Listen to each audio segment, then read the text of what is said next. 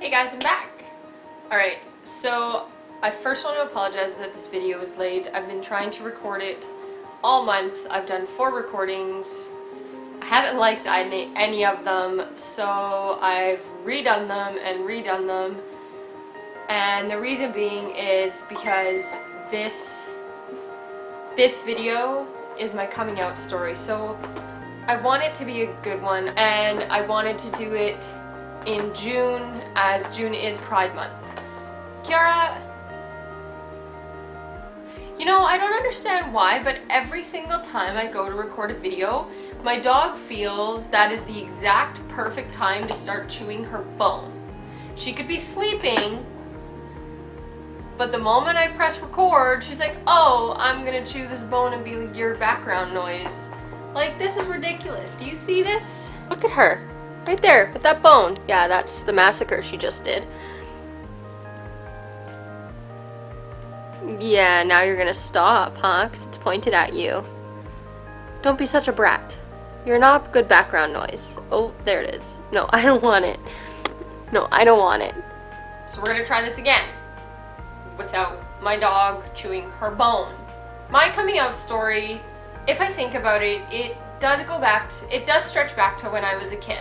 I have pictures when I was a kid where I just kind of like look at myself and I'm like, you may not have known yet, but you were definitely on your road to being a lesbian. I'll put the picture right after this word.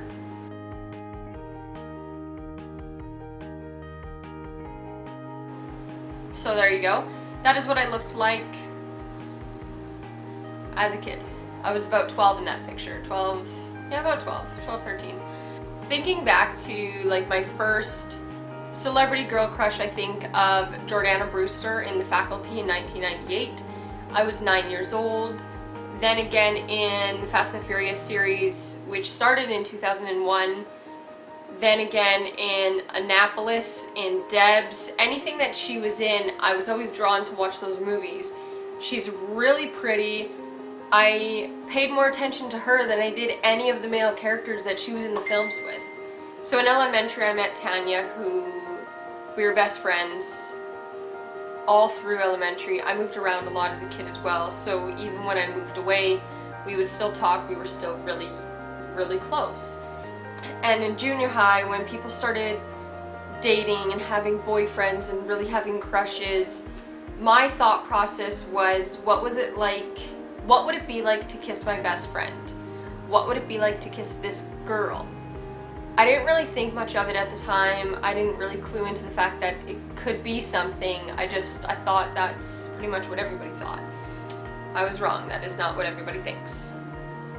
But here I am now as a lesbian, and from what I found out, that's what a lot of lesbians think. Fast forward time to high school, and when I was 14, I met this girl, I'll call her Diane, who I got really close with, and she labeled herself as bisexual. So that was the first time that I had met somebody of the LGBT plus community. It really made me think, because I was like, oh, well, maybe I am too. Maybe it's because she was bisexual and understood because she had attraction towards girls as well. I don't know, but I had a different attraction to her than I had felt before. And to me, that was something eye-opening. I continued on hanging out with Diane, and I was also really unsure of who I was, so I still had boyfriends, I still dated guys, I still kissed guys. That's it. As far as I ever went with guys, kissing them. Something was always missing. It just wasn't what I felt a relationship should be. So when I was 15, I ended up in the hospital with appendicitis. I had a lot of people come and visit me. 2 main ones that really stuck out were Diane and Tanya. Diane because I was really, really close with her at the time, and I had my crush on her because I just felt that attraction towards her. And Tanya because she was my best friend. She'd always been my best friend. And it sticks out to me because to that day I had never seen somebody look so scared. It broke my heart. She was white and just looked terrified. I did not like seeing her that way, not Tanya, considering how important she was to me. So that was in spring when I was 15. And then I spent the summer working for my dad. All summer I was trying to convince Tanya to tell me who she liked because I didn't understand why she wouldn't. It turns out she wouldn't tell me who she liked because it was me. I was terrified to tell her that I thought I liked girls because I didn't want to lose that friendship. I didn't want to lose her. She was very important to me and I didn't want to risk that. So eventually when I told her, she was really understanding of it, but secretly the reason being was because she had a crush on me. As time went on, I finally figured out who it was. I remember texting her just saying, "Is it me?" And realizing that it was me, I never thought that I would ever have a shot. She was my best friend. Yes, of course I would have feelings for her, but what are the chances that my best friend would also like girls? Like, what are those chances? In the small town Mornville, Alberta that we grew up in, where there's one high school, 4 schools altogether, 2 elementary, 1 French, 1 English, a junior high, and a high school. That's it. That's Mornville. So I didn't think there was ever a chance that would happen. But it did. Come fall, we kind of started to see each other, to see where it could go, what would happen, what feelings were there. It was a really exciting time for me because I finally felt that that's what it should be like. That's what a relationship should feel like. Everything was there, nothing was missing. And it was scary because that meant that I needed to tell my parents that I liked girls. And I was not okay with doing that. Growing up, it wasn't something talked about in my household because there wasn't really anybody gay in my family. We didn't really know anybody who was openly gay. So it just wasn't something that was brought up, wasn't something that was talked about. So I started to get very distant from my family. I got really angry because I was hiding this huge part of who I was, and I'm incredibly close with my family. I always have been.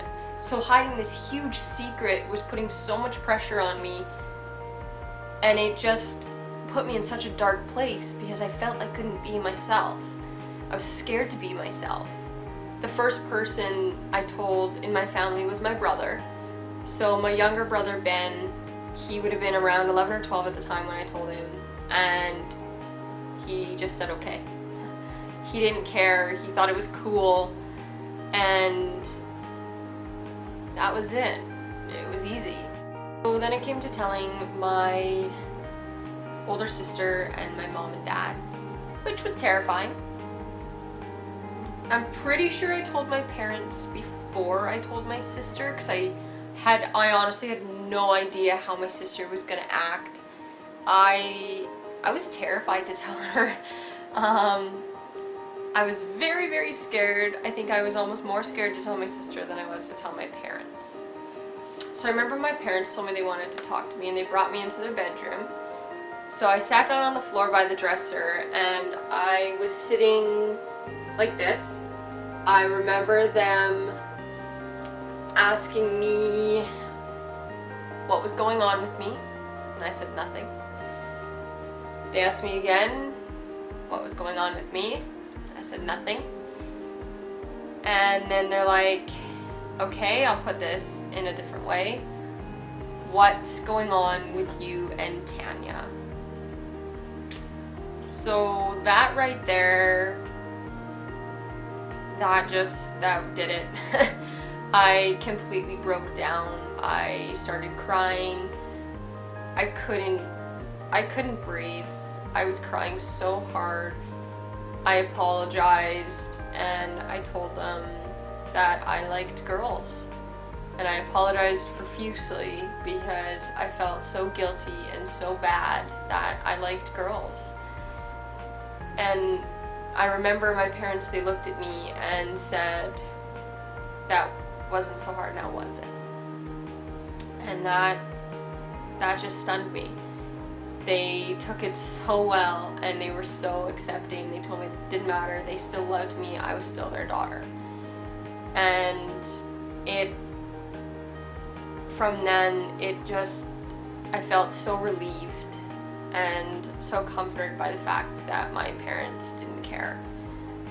Then I told my sister, and she as well, she told me she didn't care. She had almost caught me a couple times with Tanya.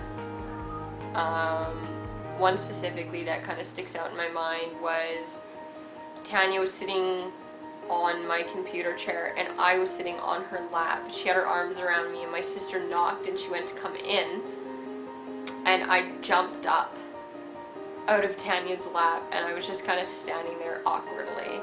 So a little bit suspicious. So telling my sister Sindel was really hard, but having my family so supportive meant the world to me. I got so lucky that everybody was so accepting and so welcoming to the fact that I was gay and it was okay. After that, I came to terms a lot more with who I was. I wasn't so angry and so distant. I built the relationship back with my parents, my sister, and my brother, and it's just gotten stronger. I am incredibly proud of who I am. I am proud of the fact that I am a lesbian, and I came out in November of 2005. So just over 10 years that I've been out, and coming out in such a small town, such a small community, and at a young age is really, really difficult. So with this video, I want kids who are struggling with their sexuality to understand that it's okay. You will always have a support system. Sometimes your parents aren't part of it, sometimes they don't accept it, and I do not think that is right. I believe a parent should love their child unconditionally no matter what, just like mine have for me. But if you don't have your parents there, you do have support. Reach out to people in your community who may be LGBT as well, or even send a message to LGBT figures out there. You can send a message to me, it's okay. And we'll help you through it. It can be good to come out. And when you come out, the feeling you have is so relieving because you finally feel like the world has been lifted off your shoulders. You aren't hiding who you are anymore, and you get to be yourself, which is pretty much what everybody wants. Everybody wants just to be themselves. So whenever you're ready, try and take that step to come out and know that you do have support out there. You are not alone. There are others that have gone through what you're going through or are going through what you're going through right now. It will get better, and you will feel so much relief when you finally come out. Alright, so I feel very happy with that video. Considering this is the 5th recording I've done of my coming out story, I hope you guys like the video. If you do, click the thumbs up, subscribe to my channel, and I will see you guys next week. Bye, Felicia.